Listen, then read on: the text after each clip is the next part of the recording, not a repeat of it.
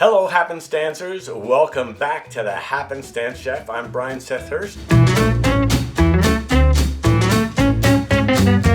Today I wanted to talk about 5 things that will flavor your foods that you can be creative with. Consider it a culinary palette, like an art palette, where you can mix and match. So first, vinegars. I love balsamic vinegar. You can use it in salads, you can use it in sauces. It gives you just that little kick. But then white vinegar, and here's a little secret. If you combine white vinegar with orange marmalade, you will have the sauce that you can use for orange chicken. So that's like a quick little shortcut for orange chicken. So that's it, orange marmalade and white vinegar. That's it. Wow. That's it. You can put some salt in there if you want, but usually orange, you're salting your chicken, your little chicken pieces. So quick, fast secret. You can also do it with apricot jam as well. So that's what's good about vinegar. No, I wouldn't. I don't think I would try strawberry. Well, you know what, Andrew? Let's try it. Yeah, we'll try it, and we'll let the happenstancers know when you get back from the hospital.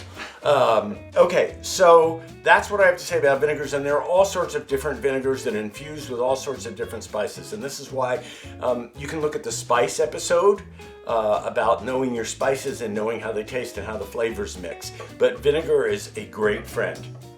Kosher salt. Okay, so table salt is what I use in baking, but kosher salt is what I use in cooking.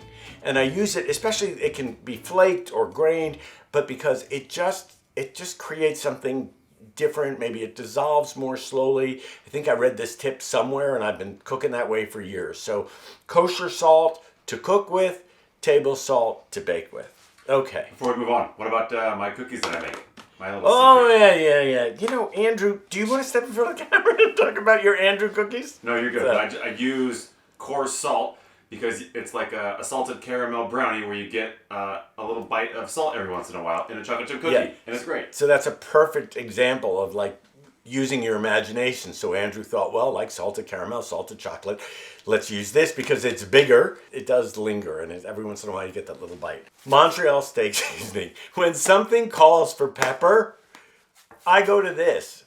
Now, I don't know what's in it. I mean, I've never taken the time to look. It says salt, spices, black pepper, red pepper, garlic, onion, sunflower oil, natural flavor, and extracts of paprika. Whatever it is, the way they put it together, I love it by itself. So, seasoned chicken, seasoned fish, seasoned soups. I use this all the time. It's got more pepper than salt in it, but it's not just for steak. Now, I wish I had something to drink because I got a little bit of that pepper. It's not just for steak. You can use this on so many things. Absolute essential in the kitchen. Honey. So many great things you can do with honey. If you like a little bit of sweet with a little bit of savory and you're dressing something or you're making a glaze. So, for example, when I make turkey stuffing, I actually use mild Italian sausage with the regular box stuffing that you buy because it's easier, but I also mix honey in there with it. And then there's just this little bit of sweet against the sausage and against the traditional stuffing. On chicken, I will mix honey with balsamic vinegar and duck as well, and I will pull the chicken out and baste it a couple times with the honey, and just it crisps up beautifully and it has that little sweet taste. So I would say let honey be experimental for you. It's more than just for tea. And in terms of cooking, like the creme brulee that you will see that we made, the honey lavender creme brulee, it is not as sweet as sugar, that creme brulee, because it's made with honey and it's much more subtle. So here you go. So your vinegars, kosher salt, Montreal steak seasoning, and honey. These are 5 flavor essentials that I have in my kitchen. I'd say 4.5. Vinegar is kind of one thing.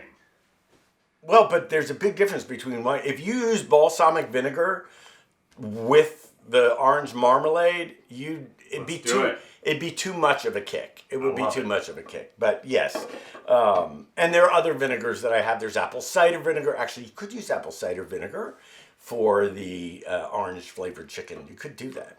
So this is a bit of experiment. It's for you to do a little science in the kitchen and start to mix and match your spices and your flavors. Gosh, my tongue is on fire right now from this. Start to mix and match your flavors, and let me know what you mix. Let me know what you've tried. Let me know how you've zhuzhed up your recipes with flavors and spices, because I love to know that stuff and I love to try new things. And if you've got a certain spice that you want to challenge me to use, because there are plenty of exotic spices around the world, then let me know what it is, comment below, and I will use it. Feel free to subscribe to the channel. Please comment, hit the bell if you want to know when the next episode is. And thanks for watching The Happenstance Chef. I'm going to go have a glass of water. Delicious.